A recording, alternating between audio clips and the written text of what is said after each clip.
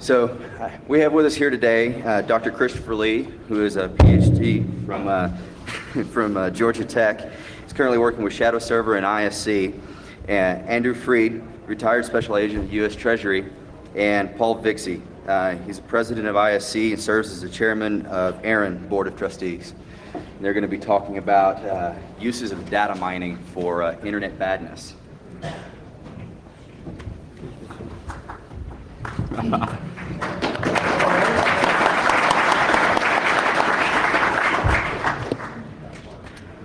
Hello, thank you.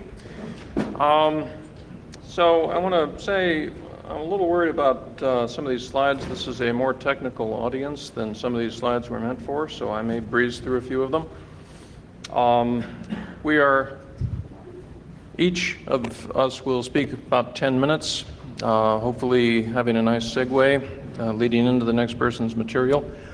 The three of us work together inside of a project at ISC, which is security related. Most of you, if you know about ISC at all, think of us as the bind people, which is true, but we also have some activities in the security space. When we were putting this together, it was, we thought perhaps more of you would be wearing suits. Looks like a bunch of the DEF CON people got here early. So,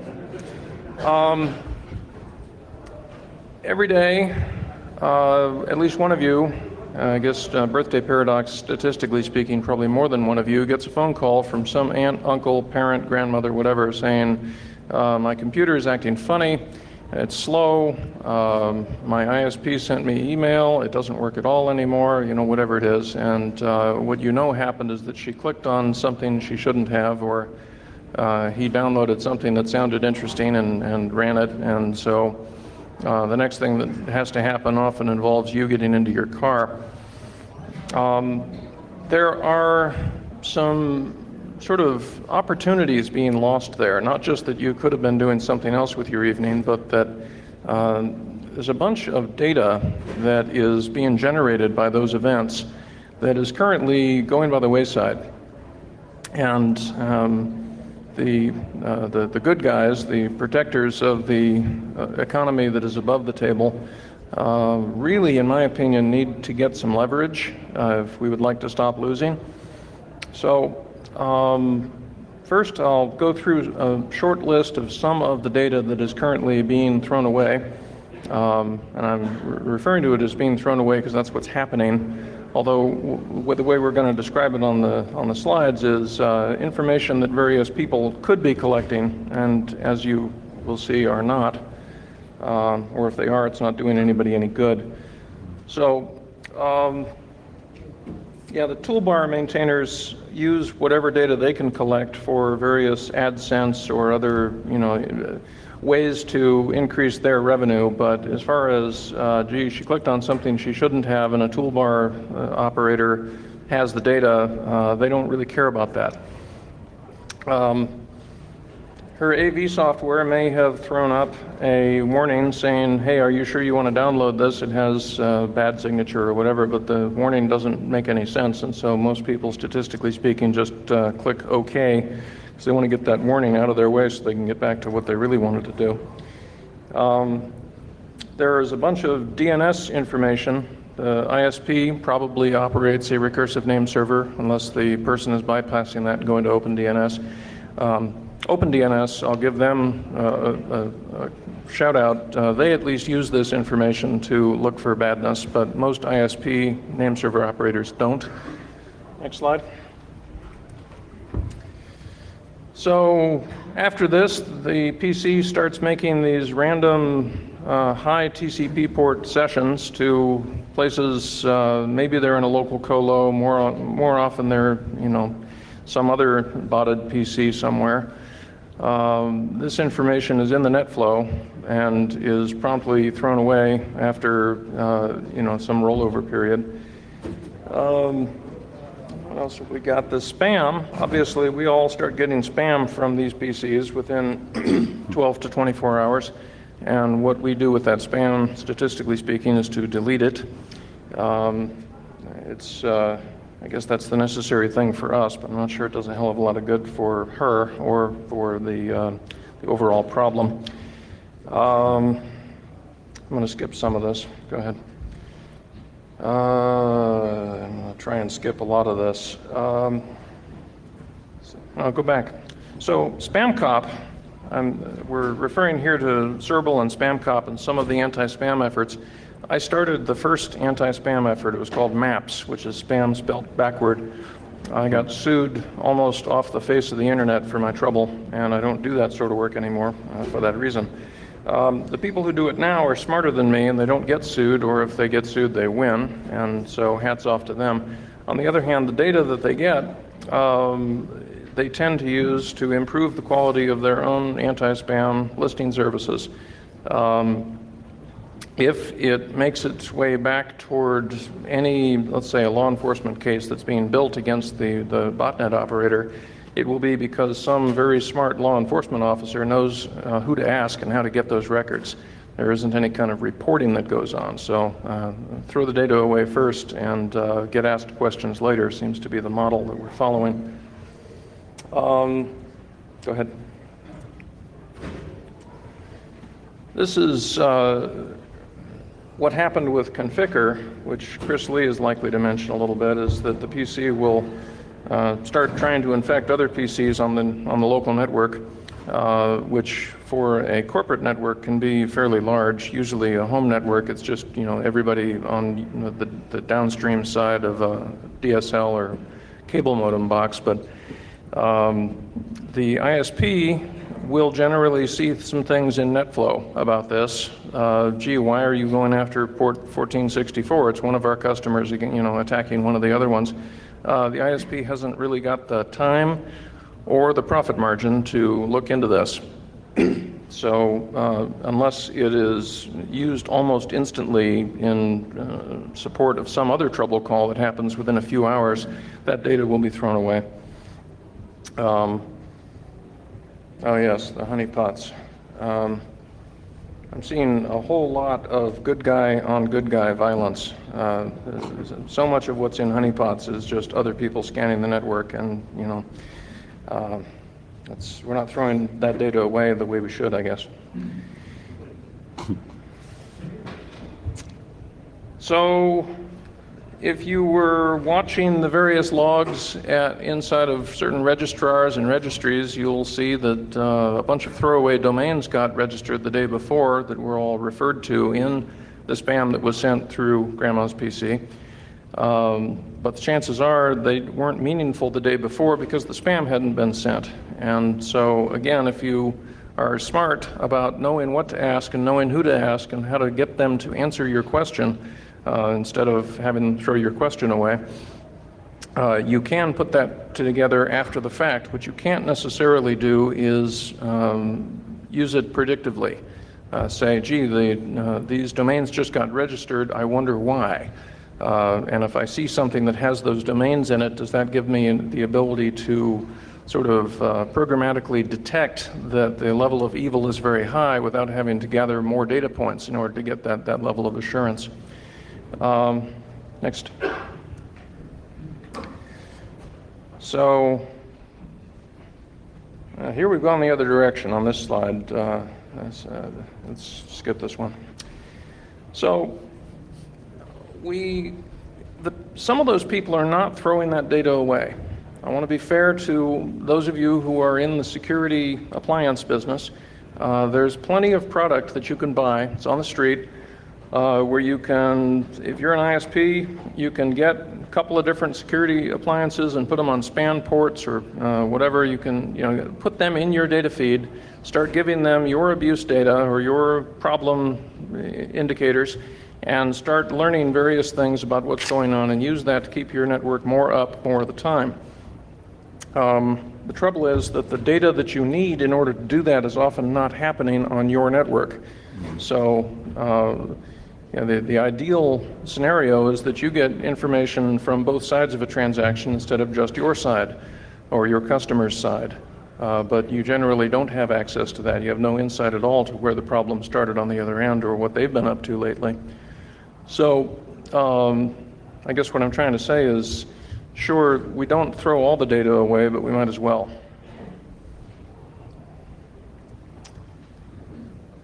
Now,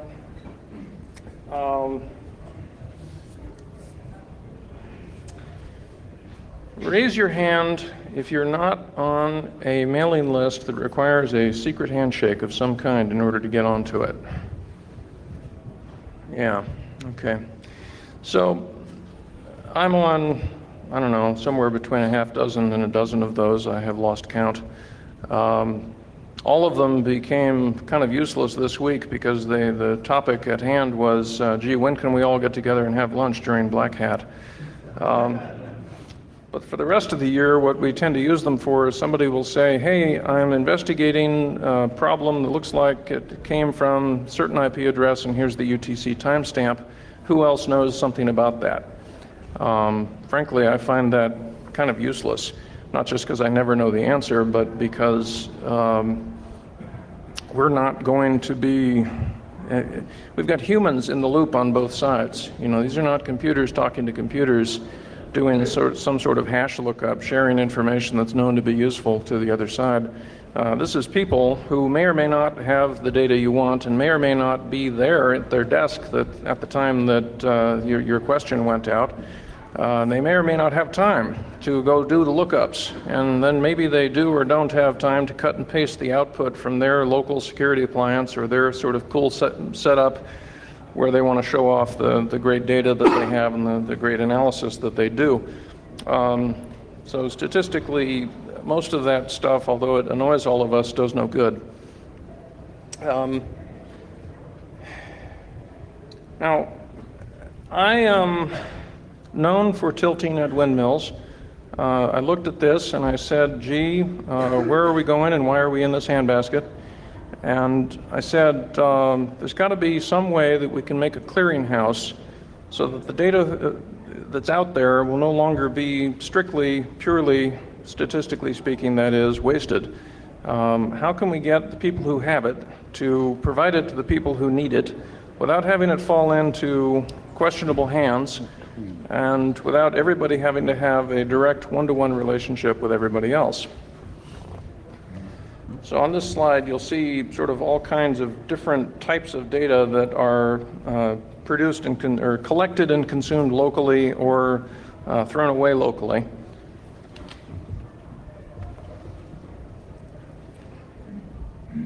Thank you. So you see a lot of bilateral information flows there. Universities, where a lot of security companies come out of universities, they share a lot of data. Researchers that aren't with universities share a lot of data. Businesses end up sharing data with people they know in law enforcement and so on. But it still requires bilateral relationships, which are almost as inefficient as those mailing lists that I talked about, where you have to come to a meeting like this one and get to know a lot of people before you'll start to form trust relationships where you're really willing to share your enterprise data with somebody else who claims that they're going to do good with it. So we put together a system that functions as a bit of a clearinghouse for this. And in some sense, that system gave rise to the data and the techniques that my fellow presenters will now go into. This has been partially successful, right? We're still doing it a year later.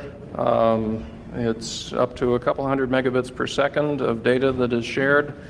Mostly it's passive DNS data, but we've got some spam feeds, we've got some link pair feeds from web crawlers.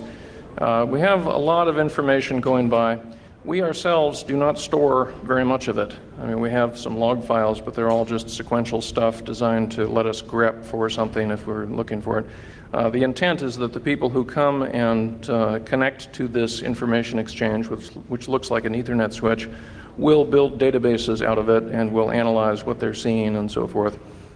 So far, it has been like drinking from a fire hose. Nobody knows how to keep up with the data rates that we have, which I guess makes it good news that we have not got as much data as I wanted to have by this point in time. In any case, these guys have been drinking from that fire hose, and I will let them explain what they've been doing with it all.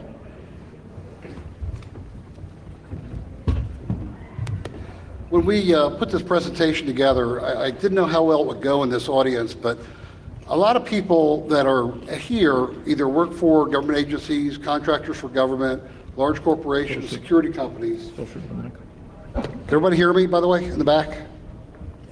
Okay.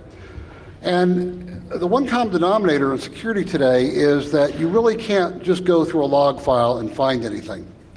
And I think what we want to do is give you some ideas of what we do and how we do things that you might be able to then take back and maybe look at your data a little bit differently. Now, the most common thing that I think we need to keep in mind is what is really data mining. It isn't grepping a file. Basically, the most appropriate term for data mining is taking disparate data, merging it, and coming up with something new. It's basically looking at something where you don't even know what you're looking for and finding it, which is a little bit different than what most of us are used to doing.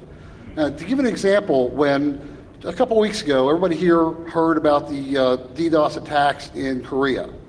You know, we knew that there was 120,000 sites involved. We know that Conficker has 5 million sites. How do you think people like us come up with those numbers? We don't make them up. And I'm going to show you today some ideas of how we actually do some of that. Okay, so there's several stages to data mining. Assuming you have data, and Paul was talking about some of the passive DNS data. To put this in perspective, we're talking about records that are coming in at 20,000 per second. So what he says is like drinking out of a fire hose. We have trouble even dealing with the data we have, and we're getting ready to double and triple that amount. So whenever you're dealing with that kind of volume, you have to be able to reduce it to some manageable form, depending upon what you're ultimately going to use it for, whether it be a database, greppable files, whatever. You just can't work with terabytes every hour. The other thing is when you have different data pairs, you have to have something that's common that you can link them together. And what we're going to be talking about primarily is the ubiquitous IP address, because in most cases, that's probably the most common denominator in any kind of log you're going to see. So what is passive DNS? Passive DNS is not what your system queries to get a lookup. Excuse me. When you go to a site like abc.com, your computer doesn't know where it's at, so it in turn goes to a DNS server. If that DNS server that it goes to doesn't know where it is, it will then go out on the internet and recurse to find that address. We have sensors at a number of locations that see those recursive queries. We don't know that it's coming from your computer. All the traffic that we see is from this like central office or ISP type system making queries. But what's in those queries is what's interesting, because it gives us, host name is being queried, what mail records are out there, mail exchangers, MX, CNAMEs, TTLs, things like that.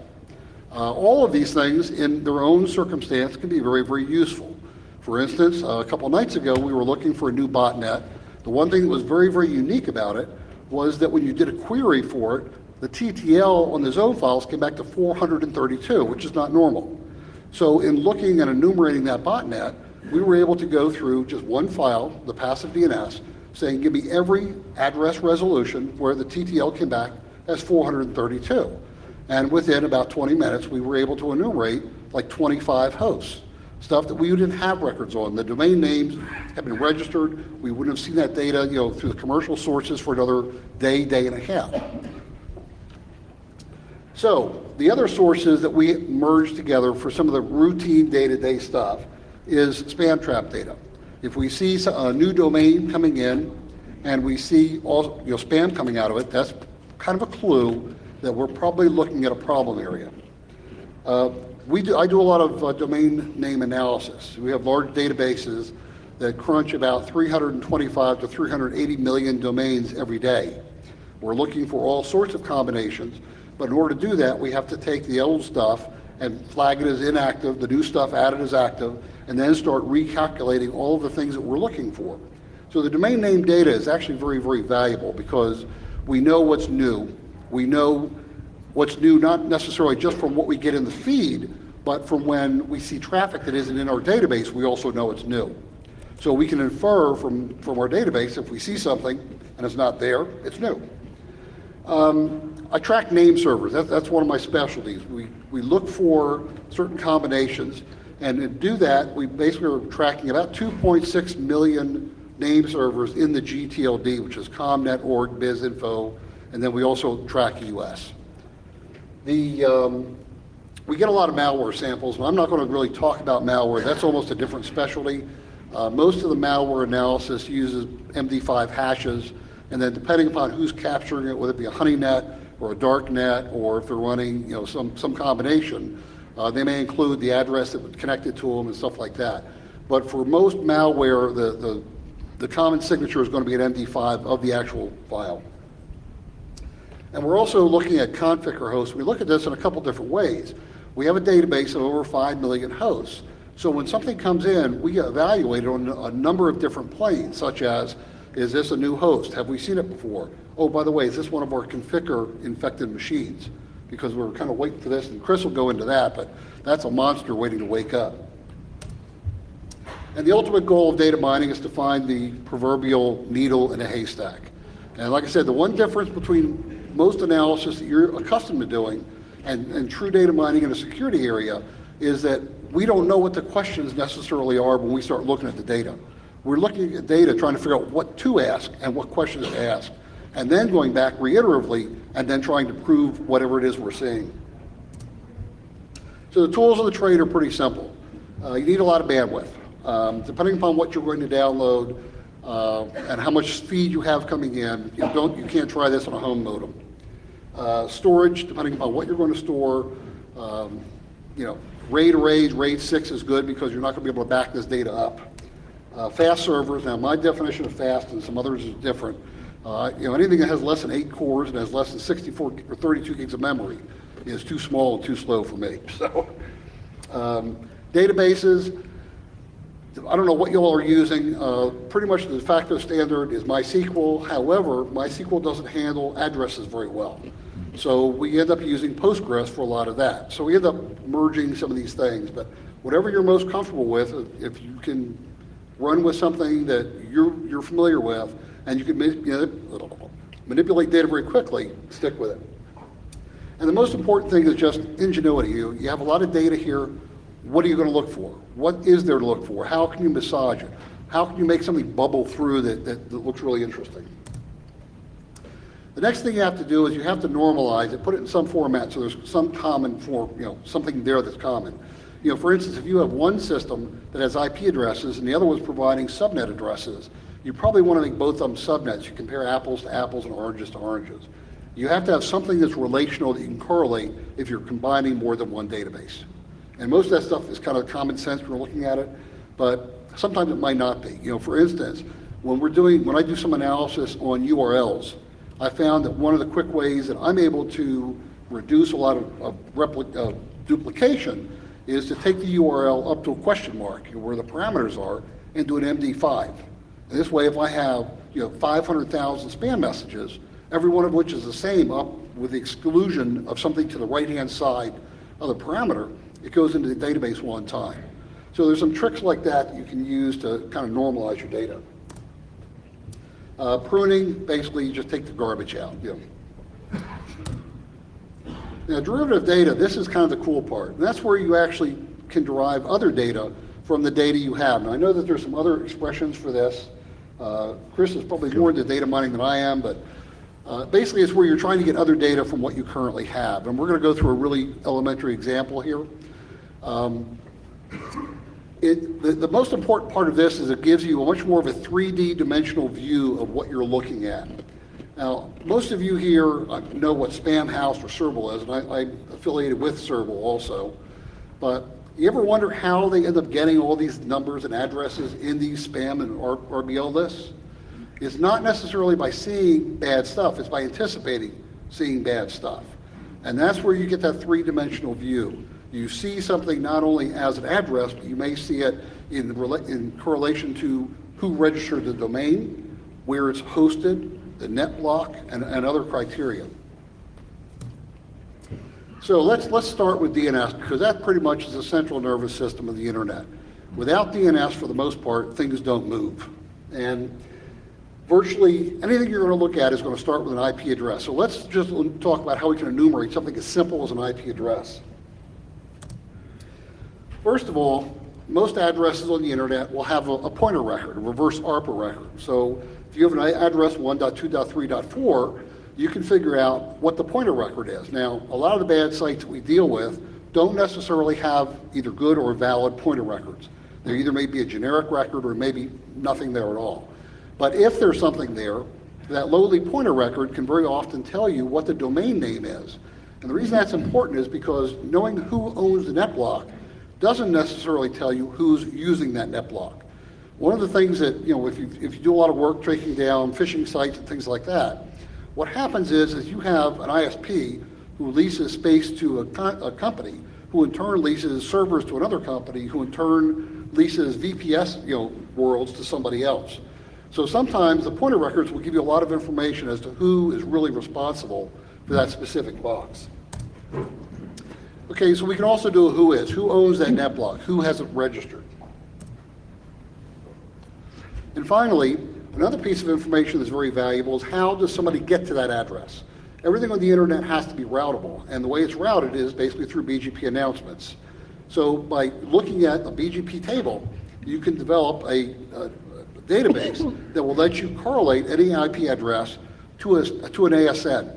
Now, an ASN is pretty cool because now what you're able to do is take all these different addresses and kind of group them by what ASN they actually are originating from. Some of you may have heard of the term Macolo. This is how most of the badness that Macolo did was traced. We didn't look at the individual IPs because they can announce different net blocks all the time. What we looked for is the ASN that was owned by Macolo. So the ASN grouping on IP addresses is a very, very effective way of trying to group what one entity is actually doing. GeoIP. Now this is kind of good and bad because it's not really 100% accurate. There's different companies that provide it. Probably the most accurate GeoIP data you can get comes from Akamai. The only problem is they want like $100,000 a year for it. So most people here that are going to do any kind of GeoIP location work would probably go to something like MaxMine, which has a free version and a commercial version. What a GeoIP database is, very simple, is they try and trace where IPs are physically used at. So for instance, if you live in Atlanta and you have a co-location facility and a server is in Atlanta, hopefully at some point they're able to triangulate the fact. And if you do a lookup through a GeoIP database, it should say that this physical address is in Atlanta. The company may be registered out of New York or California or whatever, but the IP is physically in Atlanta. So this obviously is very, very useful. One of the things that I've used this for, believe it or not, was in a former job working for a government. When you had multiple deposits going into a bank account, I used to correlate where the people lived in relation to the bank. And if you had 2 and 3 people putting deposits in a bank account, and one person lives 60 miles away and one lives 2,600 miles away, and the other person lives 400 miles away, you could do either an average or standard deviation and know that that doesn't look right. So the GeoIP is very, very useful for also determining if the IP address you're looking at may have been registered to a company in UK but physically located in the United States. Because if you're trying to do takedowns, you have to go like where the IP actually is. We already talked about a little bit about the forwarded and pointer records. But now let's go ahead and put a couple of these together and see how we can actually use it. So we start off with a log of some sort that has an IP address. That's all we know. So the next thing we want to do is we want to see, as this IP address show up in something like Spamhaus, is this address known to be used to send out spam? Because if it does, we already know we have a problem, and anything else coming from that IP is probably something that we want to look at. And most of the security researchers' efforts are going to be enumeration. If you think of it in terms of a mosquito bite, finding out you've been bitten by seeing a mark on your arm that's itching is probably not as good as being able to hear that thing buzzing around you and smack it and killing the mosquito. So for real effectiveness, we want to try and find badness either before it starts or as it's starting and before the victims find it. And in this particular case, spam trap data can be very, very useful. Spamhaus will have a lot of data on addresses that are known not to be mail servers. Some of that data is submitted by the ISPs themselves, saying that this is DSL circuits. You should never see any email coming from here. If you do, there's a problem. It also will track by IP address the hosts that send the data. Now, there's another list that I mentioned, Serval, and that's very, very different. What Serval will track is not where the mail is sent from, but it will track the URL contained in the spam. So if they're advertising, widget.com, we don't care where that email was sent from. What we care about is that a link for widget.com is being advertised through spam. So that's kind of the difference. But the spam trap data can be very, very useful because what it will give us is, if you enumerate the links out of it using regexes and or the headers for the IP addresses, it gives you two good pieces of information to throw on a table that you can correlate against. So taking all these little pieces together, what we have is we have DNS pointer records, we have a NetBlock owner, we have an ASN, we have a GeoIP, we have possibly a fully qualified domain name if they have full records on it. We know who their authoritative name servers are by doing simple DNS queries. And we know whether or not they appear in all these spam blocks. So now we got a lot of information. Now picture we have this data coming in, but we can automate these processes to be generating this stuff in real time. Now what kind of questions can we ask? We started off with a single IP address and said, gee, what are we looking at? But now with the augmented data, we can ask questions like, how many spam messages originated, not just from that IP, but from that NetBlock or that ASN. And this is some of the work you'll see a lot of the RBLs will do. What percentage, one thing that I look at is what percentage of the name servers in that area have known spam. And in fact, some of the algorithms that I'll do is I'll pick a IP address and I'll enumerate every DNS server that's showing that same physical IP address. Then I calculate what percentage of those DNS servers have any known instances of appearing in Spamhaus or Serval or other lists that we have. So once we know that we have, say there's 10 name servers there, and 5 of them have every one of their domains listed as being a problem, we don't have to wait for the other 5. We know we have a problem there. And that's how we can do some of that proactive stuff with just starting with the IP. We also trace things by country. You'll hear Chris talk about where Conficker was. The way we find that out is there's 2 ways you can resolve where an IP address is. On a simple term, you can do an RIR lookup, which in our case would be like Aaron, like who registered this NetBlock. Unfortunately, that's not always very accurate because companies that may be in the United States may physically have servers in like Amsterdam. So the RIR registration would show United States. That's where the GeoIP comes in handy. And the other thing I look for is what name servers are authoritative for a given domain.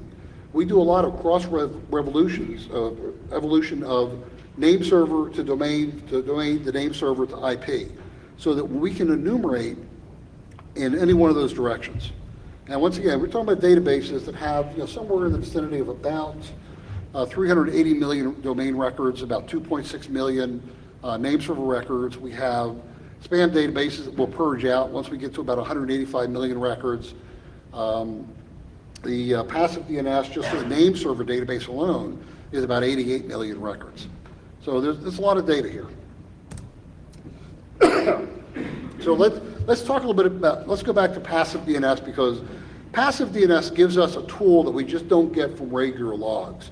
And that advantage is that you see what addresses and names are being used live right now. So if somebody goes out in Romania, we'll just pick them for no particular reason, and they go register a domain, and all of a sudden they start using it for spamming stuff. As soon as somebody starts clicking on these links, hopefully that'll fall in to our passive DNS collectors. And hopefully within 30 seconds it appears in our database.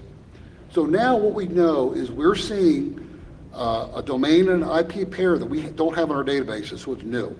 Now it could be new because it's never been used before, or it's new because they just registered it. The only other way we could have seen that before would have been either to wait for domain registration, which are generally published once a day, or to wait for victims calling and saying, gee, I just got spammed in my box. So let's do an example here also how we can use passive DNS for something as simple as looking for botnets. Everybody knows what a fast flux botnet is. It's basically where you have, it can be one of two definitions. Basically, it could be a host that constantly changes address, or more likely what you're going to see is it's a host that has a lot of addresses that sometimes change.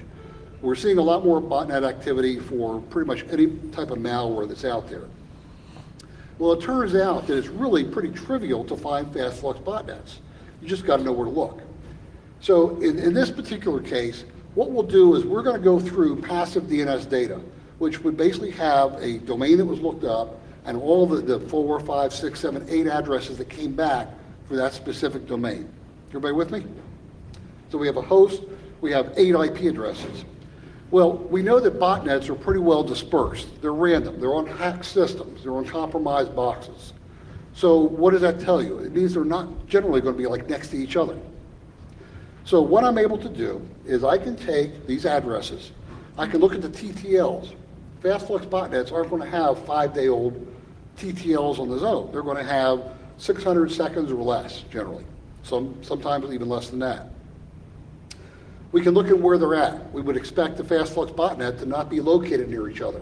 So by taking these 7 or 8 addresses, we can say, okay, we got one in the US, one in Canada, one in Mexico. Okay, this doesn't look right. We can look for newly registered domain names. Are they not in our database? Is it something that we just saw? But what actually we can also do, let's go back to that ASN again. An ASN is generally ISP specific. So if you have Verizon, Verizon's going to advertise generally one great big BGP for a given area. And in most cases, when somebody has off-site backups, they may have one, at the most, 2 other locations that may have different ASNs. But what you're not normally going to see in nature is one domain that has 8 addresses from 6 or 7 or 8 different ASNs. So what I'm able to do is take those addresses, calculate the ASNs, and calculate a ratio of ASN to IP addresses, and that could almost trivially find these fast flux botnets. No work, no effort, no time delay. As soon as somebody queries it, it comes up, we found it. So that was actually supposed to be 20,000 records per second, but we pull the EA records out, calculate the ASN, look for TTLs, and it's just that simple. What started out as just a DNS query has now alerted us to the presence of a fast flux botnet. It also has triggered other things to start looking for spam. It's also triggered other queries to look in Serval, Spamhaus, and some other databases we have. It's flagged other stuff for potential flagging if we see any signatures coming from malware. This is all running real time in the background looking for this stuff. So the other way to look for fast flux botnets is a little more work intensive. What I do every day is I take the last 3 to 5 days worth of newly registered domains in the GTLD. So each day, the number of domains that we will see generally is going to run anywhere from 250,000 to 700,000 domains per day. So by the time we take a 5-day sample, we're up usually about 1.5 million to 3 million files, or domain names. So I sit there and run those through a program that does a DNS resolution. We're always trying to go right back to that lowly IP. So the system will run about 3,000 DNS queries per second on one box. So it doesn't take that terribly long. Then we start going back through this active DNS query that we just did and perform the same things that we did using the passive DNS. Now, one of the advantages of this as a fallback is that if somebody has done a query and it's not something that we would normally have a view of, we'll still see it here. It's kind of like our Hail Mary. And we basically do the exact same thing we started with the other example. We look at the ASN, the IPs are from, how many IPs are there. We know the domain's been recently registered because it's new. That's why we're looking at it. And we can also evaluate whether or not what we're seeing in this domain has already been flagged in Serval or Spamhaus. We can determine if known malware samples have originated from here. And we can determine, is this from an ASN or a net block that is known bad. So, one of some of the other things we can do with this data is we can look for IP addresses that have lots of name servers that have very, very short lifespan. If you have, 35 name servers on one IP address, and the average age of those name servers is like 2 days, that's what we call a clue. Because then, once again, in nature, wouldn't be something you would see from any commercial enterprise. Now, there is no one thing that would flag something as bad, but when you start putting things together, it starts to stink. We already talked about looking for name servers that will have a high correlation of bad domains that have been flagged as problematic. Now, if you have 100 domains and 2 of them have been flagged, that's not very significant. But if you have 5 domains and 4 of them are flagged, I don't think you have to wait for the 5th to know that what's going to be hitting you. And that's actually some of the difficult part of data mining, is knowing what threshold would represent a good number to rely on. Some of the RBLs are very, very adamant about not having false positives. So you have to make sure that whatever algorithms you're using to determine, gee, this is going to go bad, let's flag it now, is something that's reliable and not prone to hiccups. Andrew? 5 minutes.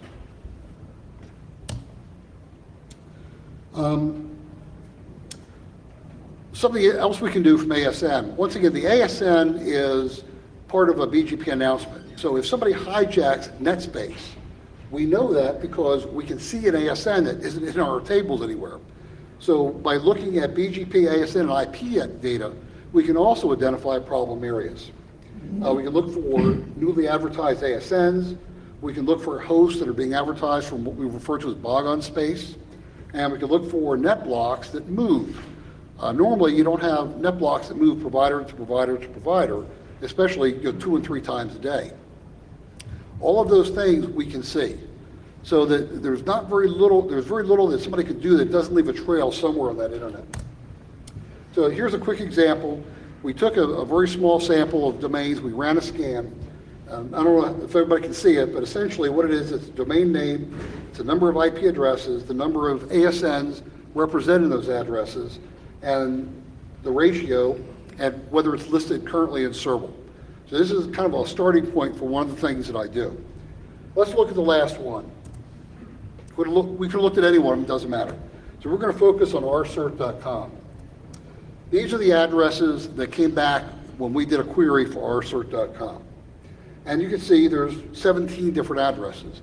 So we already know we have a problem because nobody advertises, not even Akamai would publish that many numbers. I know you can't see this, but a lot of these addresses are in Romania, Russia, and do I need to say any more? So we already know that this doesn't look so good either. The chief export from Romania is normally phishing. So anytime we see, 50% of the sites coming from Romania, I'd say there's about a 99 percentile chance this is some kind of phishing related site. If it was China, it'd probably be malware, but in this case, we'll go phishing. So the next thing we do is let's look at the name servers we've seen very recently on this domain. We see that on July 22nd, it was registered by Yahoo. Then on the 23rd, it got registered by all these other different name servers. Once again, very indicative of FastFlux botnet. And we can track these kinds of changes mathematically in hundreds of millions of domains every day. The next thing, so the next thing we have is let's now look at the name server side. So from the name server, we have all these different addresses, domains, but look how many of them are red already. So we know we have a bad name server as well. And let's talk about this. Let's look at what other domains are in that same IP space that the name servers were at, and we see all these other domains. So once again, we can recursively go through and say, okay, let's look at this domain. And as it turns out, all of these were all part of the same FastFlux botnet. We see this anywhere from 100 to 800 times every day. I mean, unfortunately, this is not a rare occurrence. So in closing, everything that happens on the internet that's bad leaves a trail. And the only way you're going to find that trail is by getting data and looking at it, knowing how to look at it. And by doing that, you'll be able to find the data faster and sooner, which means you can mitigate it. Because that's really the name of the game. We're very ineffective if all we're doing is reporting on how we've been screwed. It's much better to try and know when to put the proverbial aspirin between your legs rather than afterwards. So with that, we're now going to talk about Conficker. Good evening, everyone. So I wanted to take you through a quick story about how we got involved in the Conficker and how the CWG, or the Conficker cabal, was formed.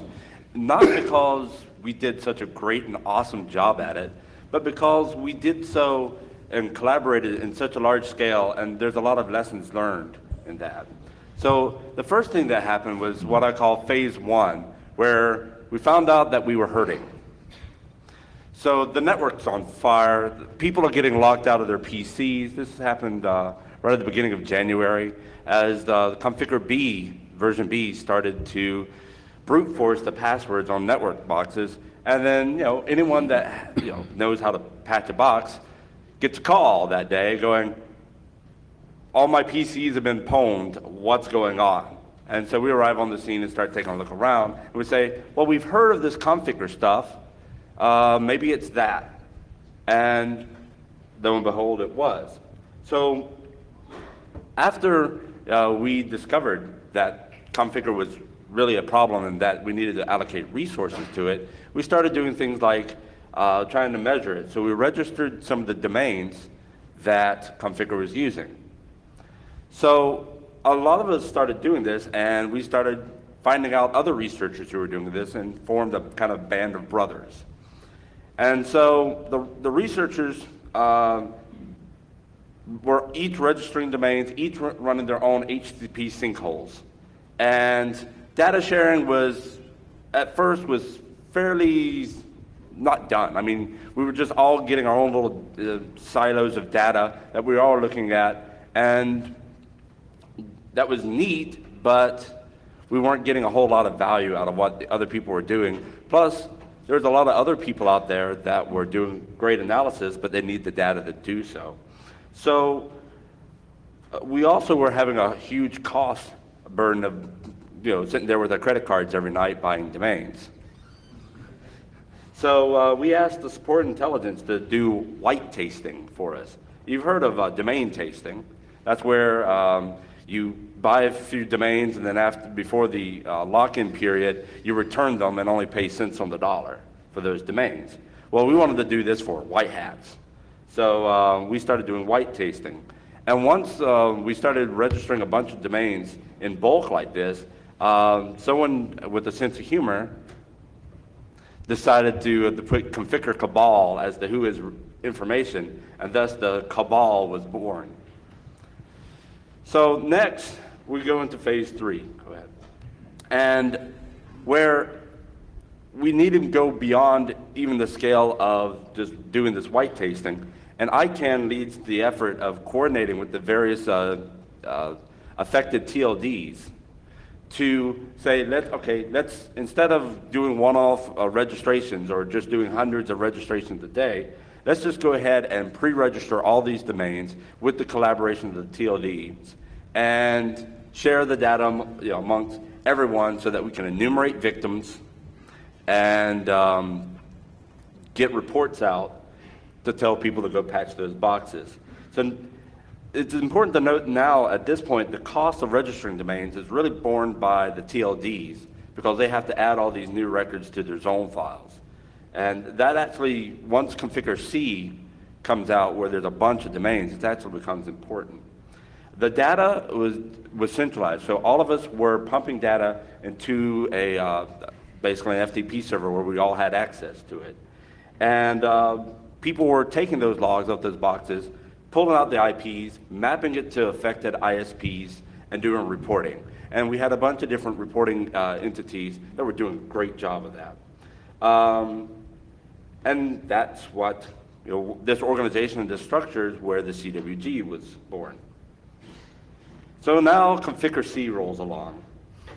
And it uses, instead of 7 TLDs, most of which were big TLDs, ComNet and Org and Biz, they moved up to 116 TLDs, and an unprecedented amount of coordination was required to get all these people on board.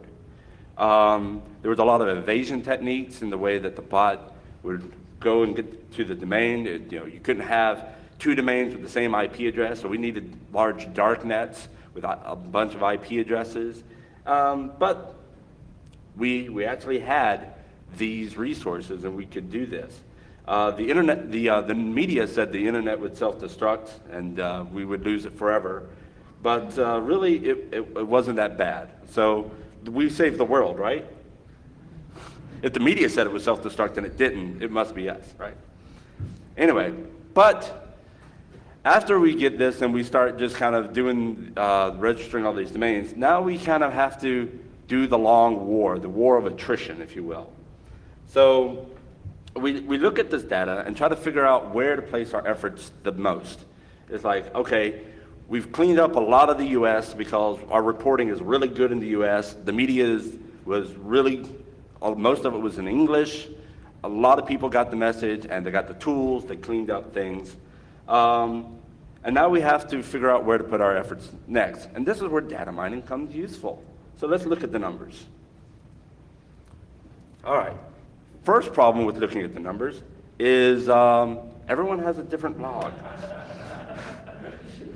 See, a few of us get this.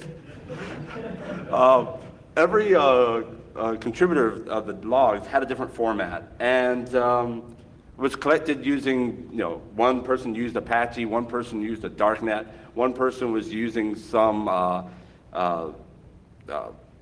multiplexing device, like round load balancing device, without any servers behind it. All sorts of different log formats and issues and the way, just non-uniform data. But we agreed upon an operational format of data that was useful for massive bulk reporting from all the different sinkhole operators that we had. But the analysis techniques were ad hoc, as most analysis techniques are. Let's take a look at the numbers. Conficker C. This is great. What we see is we see 3 different sinkholes. We have the counts for each day on those top 3 lines. You have the counts per hour, sort of there in the middle, and you have the newly seen IPs also kind of riding along in the middle. Now what you can tell from this immediately is what? Conficker C is declining. I mean, that tells you a lot right there. Also, the number of unique IPs that we're seeing each day is actually keeping in pace with the number of hits we're getting about each hour. So there's a good rotation of IPs going on, most likely from DHCP type of users. Go ahead. Now here's the A and B. Now what do you see from here? Well, the numbers are going up. Not only are the numbers going up, but different countries are having a different scale of problem. China has the most infections, and most of that is in China backbone, which is AS 4134, I believe. Brazil is second, and Russia seems to be trailing in third. And so this tells us, okay, we're not getting the word out well enough in China. We're not giving people the tools and the information and the checks that they need to actually get patched. And the same thing is true with Brazil and Russia. So we need to focus on these things, get a lot of things translated, and get those tools out to those folks so that they know what to do about it. Also, we recognize that different countries have different kind of laws and problems with actually patching boxes and getting their hands on those boxes to patch. Whereas in other countries, we have a lot more controls already built in. Here's a breakdown of Conficker C.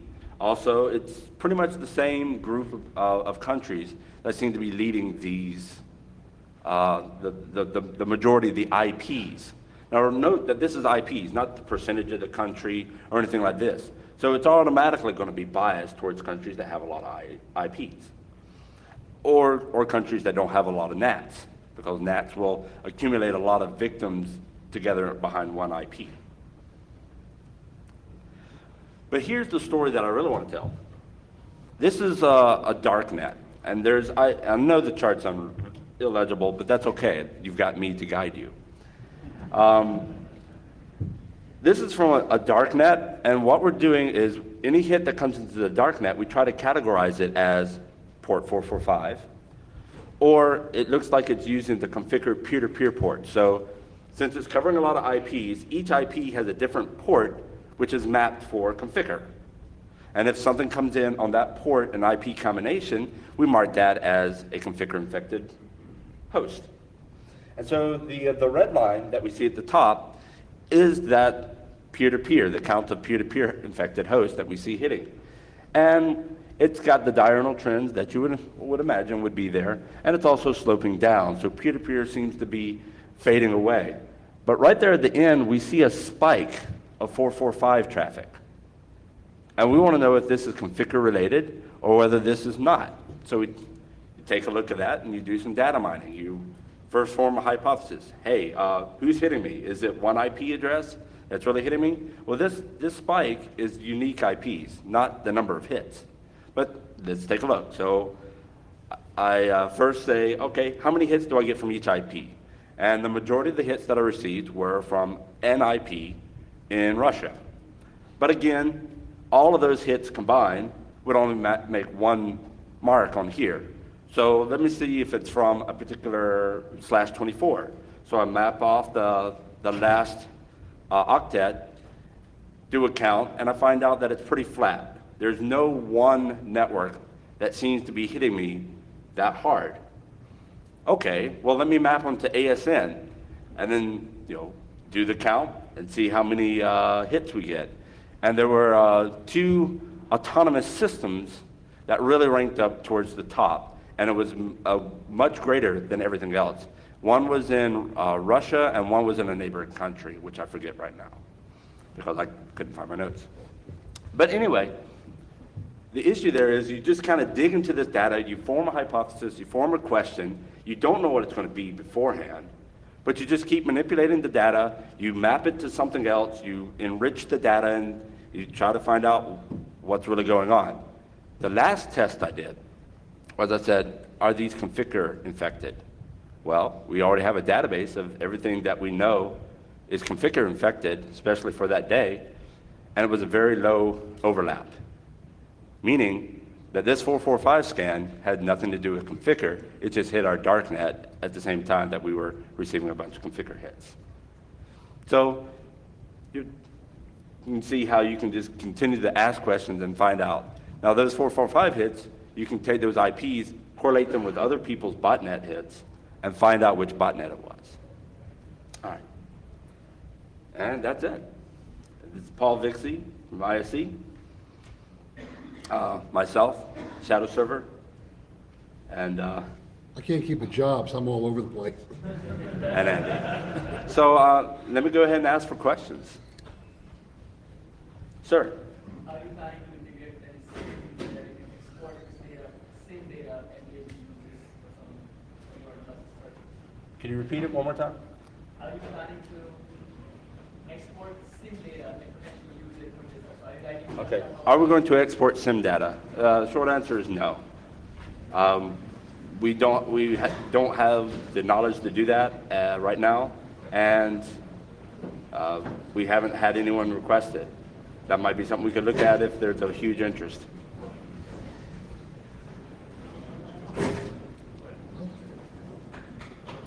Thank you. Thank you.